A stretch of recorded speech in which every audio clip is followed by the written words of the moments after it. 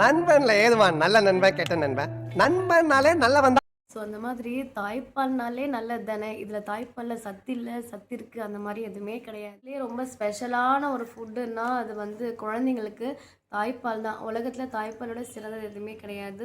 Protein, healthy fat, carbohydrate, vitamins, minerals, நிறைய bio active compound குழந்தைங்களுக்காகவே அது உருவாகுது. ஸோ அம்மாவோட மொத்த நியூட்ரிஷமே பார்த்திங்கன்னா நம்ம பிளட்டு மூலமாக தாய்ப்பால் வழியாக குழந்தைங்களுக்கு போகுது.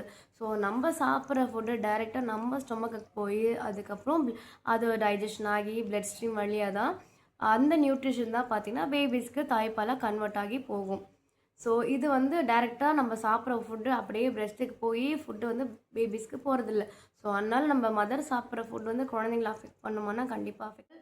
மதர்ஸ் சேஞ்ச் பண்ணாங்கன்னா கண்டிப்பாக குழந்தைங்கிட்ட வந்து சின்ன சின்ன சேஞ்சஸ் பார்க்கலாம். அதாவது மதர்ஸ் வந்து டெய்லி ஜங்க்கியாக எடுக்கிறாங்க, ஜங்க் ஃபுட்டாக எடுக்கிறாங்க, நிறைய கேஸ் ஐட்டமாக சாப்பிட்றாங்கன்னா குழந்தைங்க கொஞ்சம் ஃபஸியாக இருப்பாங்க, சில டைம் வந்து உப்பசமாக இருக்கும்.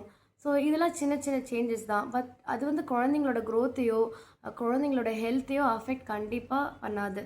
ஸோ மதர்ஸ் வந்து எல்லா ஃபுட்டுமே சாப்பிட்லாம், பட் எதுவுமே லிமிட்டடாக இருக்கணும். மதர்ஸ் பார்க்க வேண்டிய முக்கியமான விஷயம் அவங்க பிளேட்டில் ப்ரோட்டீன்ஸ் இருக்கா, ஃபைபர்ஸ், விட்டமின்ஸ் இருக்கா, ஃபுட்டு எடுக்கிறாங்களா அதை பார்க்கணும். ஸோ ஒருவேளை அங்கே அக்கேஷ்னல் ட்ரீட் தாராளமாக எடுத்துக்கலாம், ஃபுட் எடுத்துகிட்டே இருக்காங்க மதர் அப்படின்னும் போது ஸோ அப்போ வந்து அந்த பிரெஸ்ட்டில் இருக்க நியூட்ரிஷன் காம்போனன்ட்ஸ் வந்து சேஞ்ச் ஆகலாமே தவிர ஸோ குழந்தைங்களுக்காக போகிற அந்த மில்க் பார்த்திங்கன்னா அதில் வந்து சத்து குறைபாடுகள் எதுவும் இருக்காது.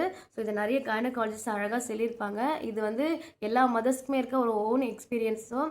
ஸோ ஃபுட்டை பற்றி நீங்கள் கவலைப்படாதீங்க. நீங்கள் ப்ரெக்னன்சியில் கூட நீங்கள் வந்து கொஞ்சம் பார்த்து சாப்பிட்ணும், பட் டெலிவரிக்கு அப்புறம் நீங்கள் வந்து பயப்படலாம் அப்படின்றது கிடையாது. முடிஞ்ச அளவுக்கு ஜங்க் ஃபுட்டை அவாய்ட் பண்ணணும். ஸோ ஓவர் சுகரி ஃபுட்ஸை வந்து அவாய்ட் பண்ணுமே. அக்கேஷனலாக சாப்பிடலாம், பட் ரெகுலராக சாப்பிட்றது மட்டும் அவாய்ட் பண்ணிக்கலாம். மற்றபடி பிரெஸ்ட் ஃபீடிங் பண்ணுற மதர் தாராளமாக சாப்பிடுங்க அண்ட் நல்லா பிரெஸ்ட் ஃபீடிங் பண்ணுங்கள். பிரெஸ்ட் ஃபீடிங் கொடுக்கறதுனால உங்களுக்கும் நிறைய பெனிஃபிட்ஸ் இருக்குது அண்ட் அதை காம்பன்சேட் பண்ணுறதுக்கு நீங்களும் நிறைய ஹெல்த்தி ஃபுட்லாம் சாப்பிட்ணும். முடிஞ்ச அளவுக்கு டெய்லி ப்ரோட்டீன்ஸ் இருக்க ஃபுட்டாக பார்த்து சாப்பிடுங்க.